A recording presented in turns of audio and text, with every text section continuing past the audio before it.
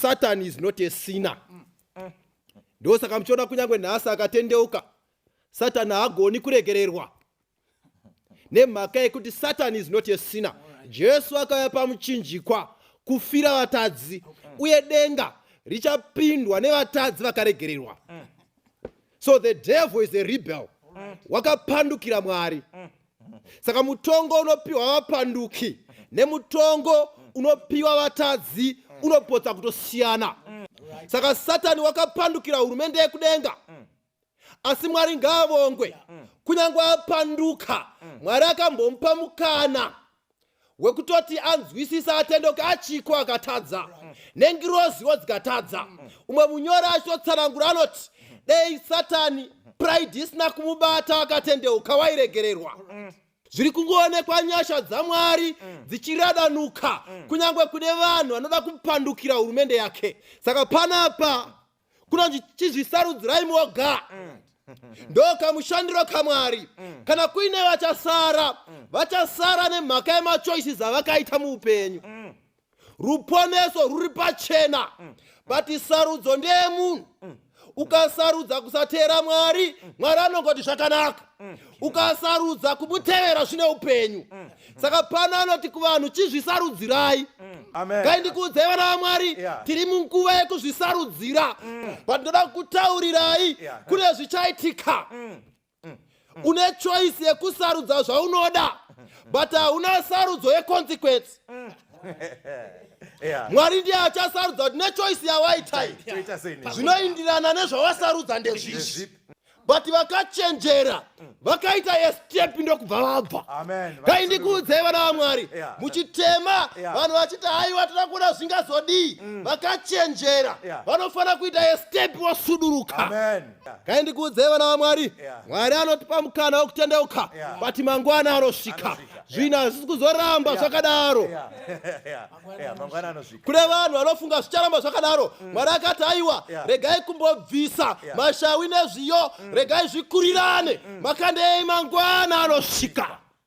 Mozisi pane mashoko anotaura ndofarira. Ari pavhesi ya29. Anoti kana varume ava vakafa savamwe vanhu vose, kana zvimwe zvakasikirwa nezvinosvikira vamwe vanhu vose, Jehovha haana kundituma. Bhaibheri rechirungu ndo ndofarira papfungwa iyi.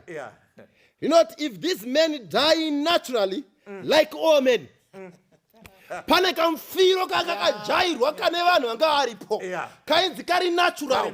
Saka ari kuti kana vakafa zviri natural, pane kamfiro kari natural, but akamo mubhaibheri asi vanhu vakajaira zvokuti kana vanhu vakanzi vati kwafiwa, unonzi vanhu vachiti vakarwara here. Kwavari zviri natural kuti munhu anofanira kutanga arwara ozofa. Saka pana bhaibheri riri kuti zvichaitika pano hazvina kujairika, pachafiwa pasina kurwariwa. Zvamajaira zvekuti vanhu vanofa varwara pano papanduka vanhu, saka pachafiwa pasina kurwariwa. Zviri natural ndezvekuti munhu anorwara oenda kuchipatara, vanhu vomuvigira zvimabhanzi nezvimabhanana. Mozisi ari kuti pano rufu rwakora nevamwe vake haruna nguva yekuuya namabhanana, haruna nguva yekuuya namabhanzi, nemhaka yekuti rufu urwu harusi natural. Kana rufu rwuri natural, vanhu vanorara kunhamo vachichema, vamwe vachiimba vachinyaradzana. Pano bhaibheri riri kuti mutumbi wanakora hauzounganirwi. Hakuna achaungana nemharidzo dzingaitwa dzekunyaradza vanhu. Hakuna mharidzo dzakadaro dzichaitwa nemhaka yekuti hapana nguva yekubatana maoko. Zviri natural ndezvekuti kana munhu achinge afa, kana anga ane polisi, unomboiswa kunyaradzo, ombonogezwa nokupfekedzwa, mota dzenyaradzo dzozouya naye, nebhazi renyaradzo rouya naye. Kana Kora akanga akanyoresa kunyaradzo, mari iyo yakadyiwa mahara. zviri natural. Ndezvekuti varume vanounganidzwa mangwanani vobva vati endai munochera makuva. Varume voenda vonochera makuva. Pano Mozisi ari kuti rufu rwanakora haruchererwi makuva. Hakuna piki inodiwa, hakuna veukama vanouya vachitanga vatara guva. Rufu rwakora harusi kuzotarirwa guva. Makande yei paita vanhu vandipandukira. Ngaindikuudze vana vaMwari, patinopanduka nenyika inokahadzika nemhaka yei kunonzi zvakasikwa zvinomuteerera.